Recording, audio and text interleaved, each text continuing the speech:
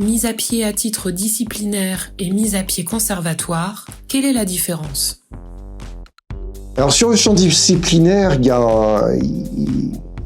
quand l'employeur met en œuvre son pouvoir disciplinaire, il y a souvent une difficulté, une incompréhension de la part des salariés, puisqu'ils peuvent se retrouver avec une mesure provisoire.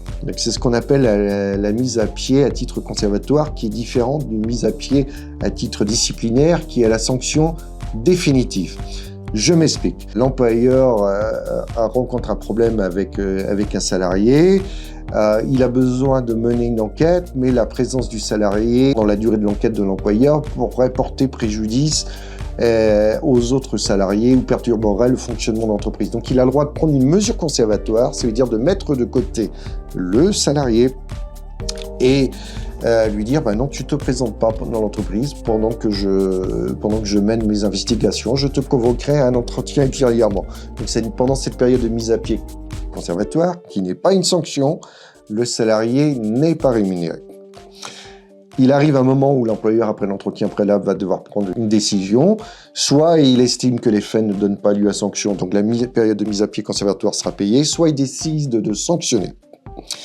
Soit il considère que la période de mise à pied conservatoire se transforme en période de mise à pied disciplinaire, donc elle ne sera pas payée. Soit il décide de licencier le salarié pour une cause réelle et sérieuse. Donc dans ces cas-là, la période de mise à pied à titre conservatoire sera payée et le salarié sera licencié. Soit il décide d'aller sur une sanction beaucoup plus grave, le licenciement pour faute grave. Donc dans ces cas-là, la mise à pied à titre conservatoire ne sera pas payée. Et en plus, il n'y aura pas d'indemnité de rupture ni de préavis. Attention, la mise à pied à titre conservatoire doit être concomitante au lancement de la procédure de licenciement. Je suis mis à pied le lundi.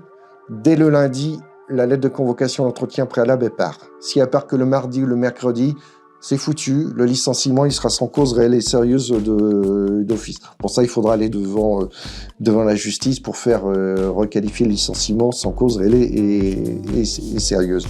Et enfin, la durée de la mise à pied conservatoire, c'est pas être vitam aeternam. On peut pas dire, tiens, je te laisse 3 ou 4 mois à la maison, le temps de prendre la décision. Non, ça marche pas comme ça.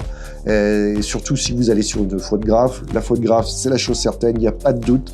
On vous licencie parce que vous avez commis tel ou tel agissement. La preuve ne repose que sur l'employeur, donc il n'y a pas de doute. Donc la mise à pied, elle peut pas durer un mois et demi, c'est pas possible. C'est pas possible. Donc si vous rencontrez encore ce genre de difficultés, vous n'hésitez pas à nous rencontrer.